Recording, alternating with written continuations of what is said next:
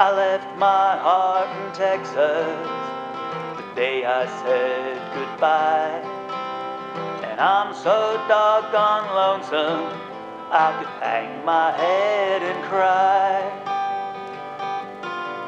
I can see my brown-eyed baby, seems I can hear her say, I want my daddy to come back home, and I'm going back home someday. Hi, I'm Natalie Garcia, Marketing Director of Jarrett Productions, and I am so pleased to have these wonderful gentlemen joining us today. The team behind the history and the present of The Speaker Speaks. We are very fortunate. I'm going to start with our playwright, who has graced us in joining us today to talk a little bit about the production history. Clay Nichols, would you like to tell us a little bit about yourself? Sure. My name is Clay Nichols. I'm the playwright of The Speaker Speaks and a number of other plays. I've also written a couple of books, one on filmmaking, another on raising kids. I was one of the founders and hosts of Dad Labs, a 7-year series online about parenting and being a dad. And I'm currently a marketing executive. Love it. And up next, I would love to introduce David Jarrett, or David R. Jarrett, as he's known on the stage, who is starring in The Speaker Speaks as Sam Rayburn. David, tell us a little bit about yourself. Well, I am the producing artistic director of Jarrett Productions, and we've been around since 2015, but I've been around for a lot longer than that. I've been doing this acting and directing business for about 66 years. And I did the Austin iteration of The Speaker Speaks, an Evening with Sam Rayburn in 1999. And I've done the show off and on, more off than on since then, and was directed by my friend Robi Polgar at the Public Domain Theater Company back then. That's a great segue. Hi, Robi Polgar. Hello, Natalie. Thanks so much for joining us. You're welcome.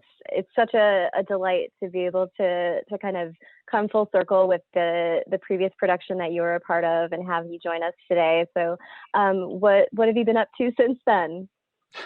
I'm a writer, director for the theater, playwright, novelist, musician. I do a weekly music gig, a little bit of everything.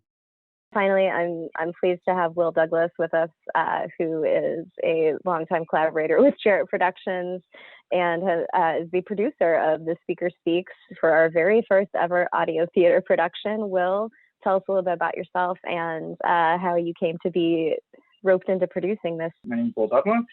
I am the Associate Artistic Director of Jarrett Productions. I am mainly an actor in Austin, Texas. But I'm moving into the admin side of things with Jarrett Productions. And as Natalie said, I'm kind of the producer, stage manager type for this audio theater production. And for those longtime Jarrett Productions fans, you may remember Will and myself from Jarrett Productions' production of Significant Other. Thank you all again so much for being here. My first question is for you, Clay. Why don't you tell us how the play came to be in the first place? I grew up in Dallas and somehow ended up in New Hampshire for my undergraduate years. Actually, I got recruited to go play football. So I went off to go play football at Dartmouth College. I got hurt. A really tough, angry, mean guy from Harvard fell on my knee. I usually don't get a lot of cred for being put out of my career by somebody from Harvard, but that's what happened. And I decided I wanted to put my energies into theater. That seemed really interesting. So I started acting in plays. As an undergraduate. As a senior project, I was given a grant by the college. And so what I proposed to them was that I research, write, and perform a one-man show based on the life of Sam Rayburn. When I was sort of cooking up this idea, being a Texan, naturally it had to be a Texan. LBJ was taken. So Sam Rayburn seemed like a really under-recognized figure in Texas history, so I thought he'd be a great subject. And besides, the length of his tenure, was so long that it really offered you this huge territory of American history to kind of draw from. So I thought that would be really, really fun. I proposed this project. It was accepted, and So away I went, and they funded me to fly to Bonham, Texas, where I sat in the basement of the Rayburn Library and Museum and met some very interesting characters, pored over a lot of musty letters and documents, interviewed some folks, including some staff members that knew Rayburn personally, worked for him. And over the course of about 4 months, I wrote this one-man show, which we then I produced. And, I starred in it, but because I was 21, Rayburn's most famous feature, of course, is that he's bald as a cue ball. And with my long flowing locks down to my shoulders, I was way too vain to shave my head for the role. So I performed Mr. Sam with a full head of hair, for which the universe rewarded me with this. From there, it had a life. As soon as I graduated, I grabbed the writer's market, sent it off to hundreds of theaters, and moved to Austin, Texas. And I knocked on the doors of all the theaters in Austin at the time, the Live Oak Theater and Don Toner, Capital City Playhouse and Michelle Yerishi. And I just dropped off my script and I said, hey, I'm this young guy, would you like to do my play? And figuring that's just how that was done. Both Michelle and Don were incredibly kind to me. Don said, hey, I'm really interested in this. And he actually took the script and sent it to his friend Barry Corbin, who you guys probably know, Texas actor. And he said, we could get Barry Corbin to do this. And I was like, oh, well, that sounds kind of cool. And then Barry had to go do a TV thing and couldn't do it. And Don said, you know what we ought to do? We ought to get Guy Clark to do this. And so he sent the script to Guy Clark. I didn't know who Guy Clark was. Like, what? And I think Guy even did a reading of the script.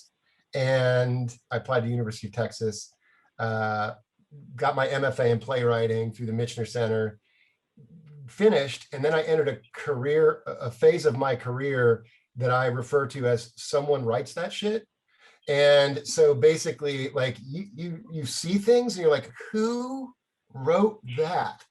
It's me between, sort of 1996 and 2001. Like, I wrote that shit. So one of the things I got asked to write was a play celebrating the 75th anniversary of the Parks and Wildlife System in Texas. What I love is that somebody at Parks and Rec was like, 75th's coming up.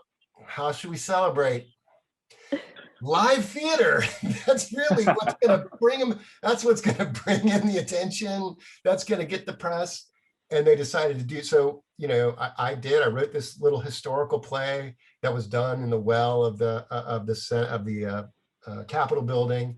At the time, the chairman of Parks and Wildlife was Nolan Ryan, the major league pitcher. And he was there, and they introduced this play, and they did the play, and Robi directed it. A couple of other great actors, great Austin actors were involved. So it was actually way better than it had any right to be. In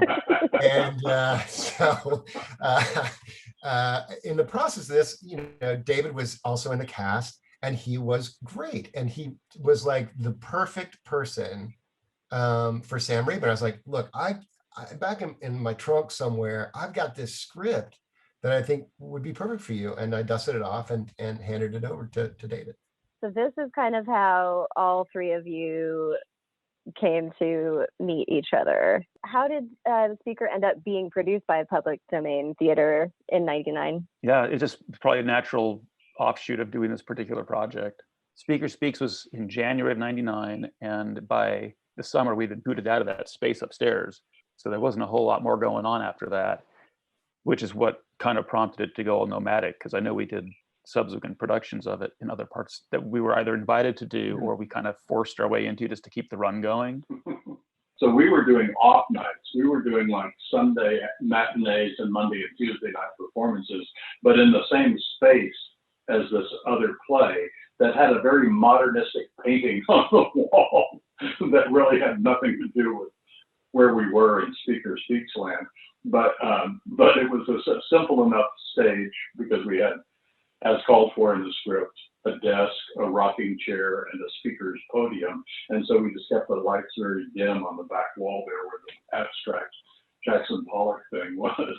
But that was the first iteration of it. I was very honored that Clay would ask me and that Robi would back it up and say, sure, I'll direct him again to do that play. And I don't think I realized at the time that it was going to be kind of my lifelong hobby doing this role, but it was kind of funny. I was thinking about it the other day that at the time we did this in 1999, I was 54 years old, and the play is set in 1961 when Sam Rayburn is 79 years old. So I had to do some character makeup back then, and guess what?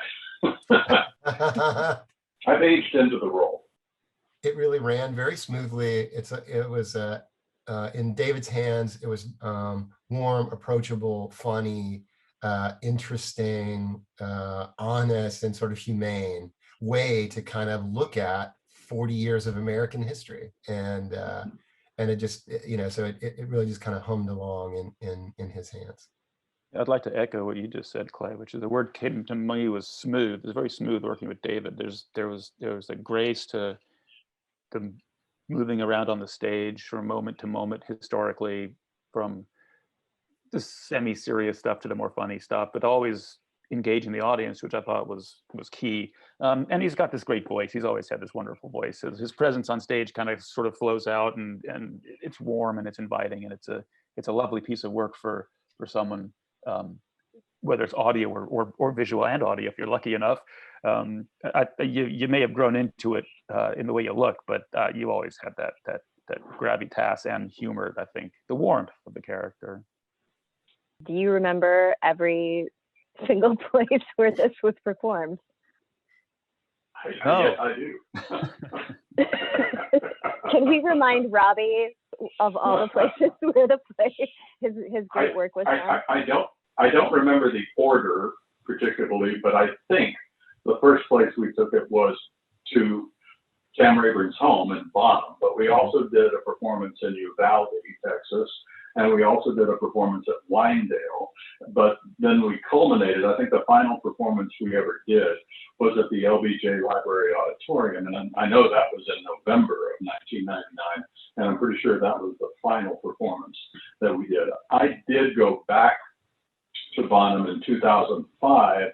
I was asked to bring an even shorter version of it back for a commemoration they had at his home. The previous one was connected, well, we did it at the Bonham High School, but they had a reception at the Bonham Library. But in 2005, I think they made his actual home into a museum or something like that, and they asked me to bring a 30-minute version. So once again, I had to do some cuts with Clay's blessing, or maybe I didn't even tell him about it. And did like a 35-minute version, which was really like the Cliff's Notes version of it. And then I did this, and then I did that. Thank you, goodbye. The one that sticks out in my mind the most, because it was the most treacherous and the funniest at the same time, was the Bonham High School, right, Robi? Yeah, that was the single spotlight, right? With the 6-foot drop into the. I was trying to remember which theater it was, but there was like a 6-foot drop from the apron to what were the seats, because they pushed out the apron, right? Yes, but we couldn't see it, or you couldn't see it, because there was one old-fashioned follow spot, and that was what we used, which you said was like looking into a train. It was, because the stage lights were, the old-fashioned stage lights like you'll see in any high school today, that had the strips of the red, white, and blue, or green sometimes if you're lucky. But there was no lighting on the front of the stage, and if I were on the stage proper, I was like 100 miles away from the audience for this very intimate show. So we decided that we would do it on the apron that they had built out in front, but there was no lights out there whatsoever. And so Robi has to go up into the balcony and operate this follow spot. And literally it was like performing for a train, because that's all I could see. And it was like one false step here and I'm a goner. I can't remember if we had a safe word or anything to yell out if you got too close to the edge. You were pretty good at that. Pineapple. Yeah. This shouldn't be an issue for you with the audio version. No. Exactly. No, It is not. and I don't have to shave my head either, which is what the bonus is. David, I understand that you also performed in the LBJ Auditorium to a star-studded audience. Do you want to do some name dropping for us on that? Sure, always happy to name drop. Whereas the smallest audience I ever performed for was an audience of 2. That audience at the LBJ Library Auditorium was the largest, and there were 1,000 people there that night, including a lot of people who knew and worked with Mr. Sam in Washington, including Lady Bird Johnson, also Harry Middleton, who was the director of the LBJ Library at that time, and also Liz Carpenter was there, and Kathy Robb, LBJ's granddaughter, was there, and Congressman Jake Pickle was also there. It was an amazing event, and it's the only time in my career in 66 years that I was actually escorted to and from the stage by a member of the Secret Service. So that it's not every day that happens for you. But they did have a very intimate dinner afterwards with about 35 or 40 people upstairs at the auditorium. I mean, at the LBJ Library. And Clay and his wife and Robi and Michelle Polgar were there that night also. And we were seated at different tables around, and it was an amazing evening to be that close with these people who actually knew him.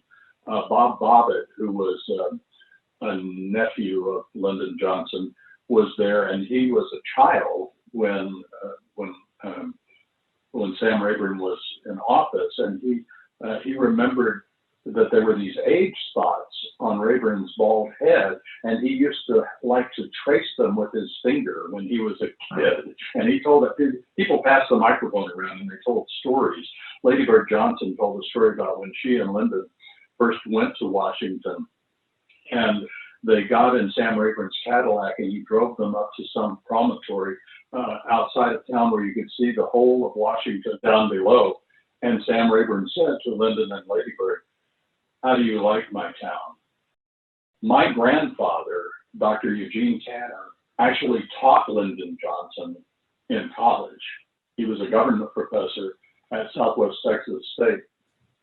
And I had known Senator Walter Richter, state senator, all my life because I had an aunt and uncle who lived in San Marcos. I knew a lot of people in San Marcos. I had worked for the Johnson family at one time at KTBC Radio and Television. But I never realized that Walter Richter also taught with my grandfather at Southwest Texas. I just never knew that until that night.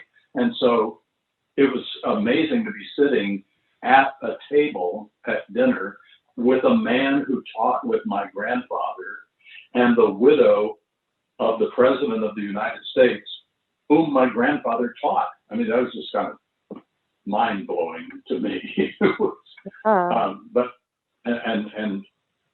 if you'll indulge me, one other LBJ story, and I have legions of them from the time that I worked at KTBC. I had many interactions with the president after he was retired. But in 1972, I think it was, they were having an event at the LBJ Library, and I was working for KTBC at that time. And my mother was visiting from Chicago, and I said, "I'm going to take you to the library to this thing that they're having, and I'm going to introduce you to the president." She's like, "Oh, great, that's fine." So I had never had this discussion with the president about my grandfather. I had never mentioned it to him. It never had been appropriate. I never had a chance to, never had mentioned that at all. So the president comes up, and I said, "Mr. President, I'd like to introduce you to my mother." Did not say her name, which wouldn't have mattered because that was no longer her name. It was her maiden name. And I said, "This is my mother. And by the way, her father taught you at Southwest Texas." And without missing a beat, the president said, "Dr. Tanner?" Whoa. Yeah, That's that was amazing. an amazing, he was an amazing person. amazing person. Yeah. What do you remember from that night, Clay? Well, I was terrified. I mean, I was, I Yeah. think at the time I was 24, What a and, big deal. all these people that had known Mr. Rayburn personally were going to come and see this play. And I was just certain that I would be humiliated in some way. And I was mostly worried that I had misrepresented, or that they might see something in there that wasn't true. Because by that time I had an enormous amount of respect for Mr. Sam, and wanted to make sure that we were being good custodians of his legacy. And, we were really the only ones that were kind of talking about this guy. So, what we ended up finding was there was an enormous gratitude for the recognition for his memory. People were incredibly generous. These are some very powerful people. And to a person, there was some kind of big egos in the room, but really everybody was being incredibly generous. And the stories that came one after the other were sort of amazing. One story that kind of comes out of that is about 12 months later. In my mailbox is a little 3x5 card, and I open it up, and it's on official stationery, and it's an invitation from the former First Lady to come and have dinner with her at the LBJ Ranch. And so we had a delicious dinner. And then again, without having any preparation, and my wife is she's not an extroverted person, and she's not a public speaker. Mrs. Johnson requested that we go around the table and one at a time stand and give our perspective on the upcoming presidential election. And finally, when it was done, Ms. Johnson took us on a tour of the house. And I remember standing in the president's closet, like they didn't remove anything. So it's like his ties are like over my shoulder, and I'm like trying not to step on his shoes, and because she's taken us into his closet.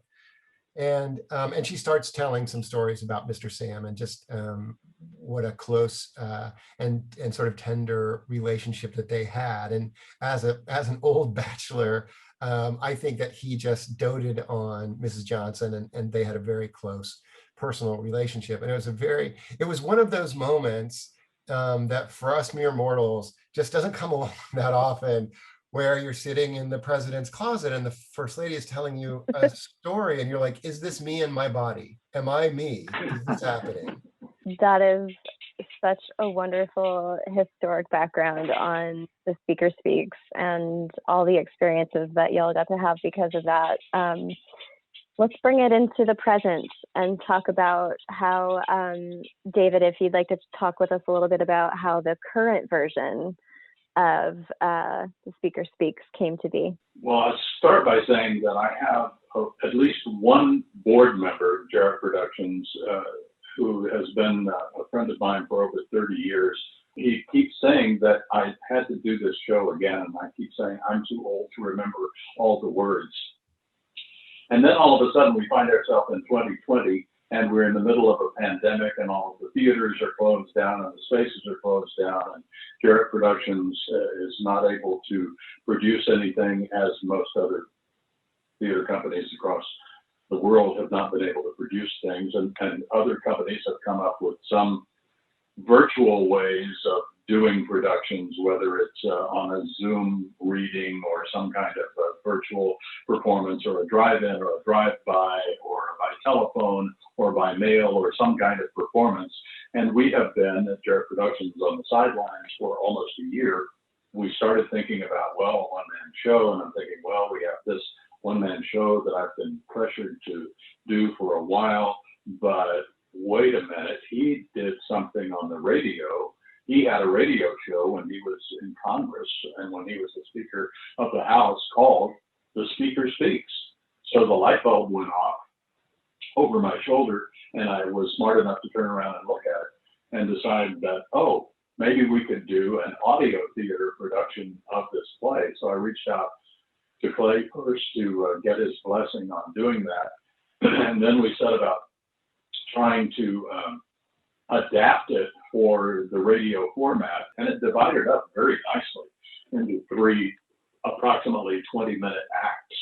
What things have y'all been working on to kind of enhance this audio theatrical production? We came at this with the question of like, how do you how do you insinuate a lighting shift?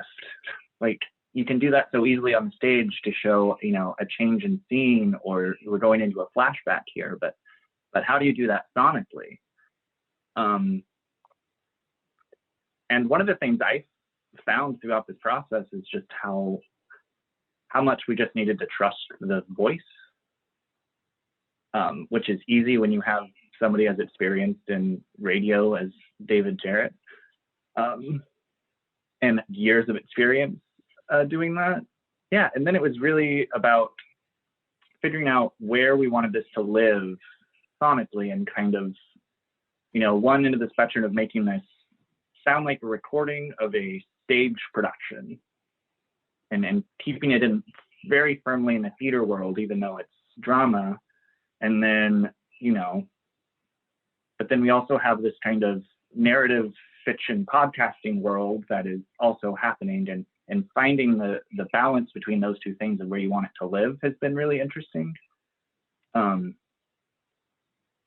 Yeah, I think just trusting the voice is what really it came down to for me. If you tell the truth and the reasons for your actions, people will usually get right on an issue. I found that to be true from the moment I ran for my first public office, a seat in the Texas legislature.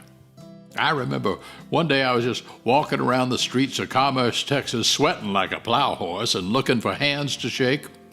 Well, I came up to a general store, and there was a very elderly gentleman with a long white beard sitting out front in a rocking chair. I walked right up to him and shook his hand and asked, "Sir, have you lived here in Commerce all your life?" That old boy just switched his jaw from one cheek to the other and said, "Not yet." The Speaker Speaks by Clay Nichols, an audio theater production from Jarrett Productions, available free at jarrettproductions.com. Wanted to talk a little bit about how people can listen to and find this audio theater production. So all you have to do is go to jarrettproductions.com, our website. And on our homepage, very soon, as the episodes become available on March 4th, 11th, and 18th, there will be buttons on our homepage of our website to take you to any number of listening platforms. We'll be pushing this out primarily through SoundCloud, Spotify, iTunes, all of that jazz. So any of those places, you'll be able to catch it. But if you just head to jarrettproductions.com, we will make it very, very easy for you. If you can, kick in a little to donate to us for our time and to be able to continue paying our artists and things like that, then of course we'll take your money. But if you can't, we want you to be able to enjoy this content as well. So it is going to be free to the public for now, and we do hope that you enjoy it. And if you can't donate, maybe consider sharing it on your social media platforms. We're also on Facebook and Instagram and Twitter and all of the things. So thank you guys again. I do want to give some shout outs to, I think we've covered everybody so far as production staff goes, but I did want to thank Erin Scialabba, who has helped with this, Make Every Media, and my husband, Carlo Garcia, who works with me very closely on a lot of our marketing, the behind the scenes folks. And I'll say Craig Brock's name again, because he's just done such a lovely job. But again, and thank you also to Robi for his inspiration the first time around, because of the way he guided me still lives in the words that you're going to hear in this current production, and the words of Clay Nichols, of course. I mean, it's an intimate performance, and it started that way, and I think we've been able to keep it that way. Awesome. Well, thank y'all so much. I'm going to hit the stop record button now. There are miles and miles between us as I roll on down the line. But if I travel 1,000,000 miles, you'll still be on my mind. Why did I ever leave her? Why did I go away? I left my heart in Texas, but I'm going back home someday.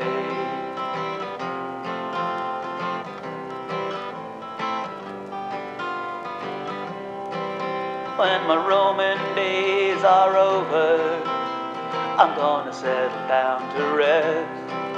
And I'm gonna stay in Texas with the one that I love best.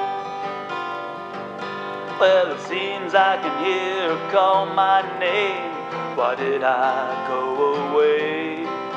Oh, I left my heart in Texas, but I'm going back home someday. Yeah, I left my heart in Texas, but I'm going back home someday.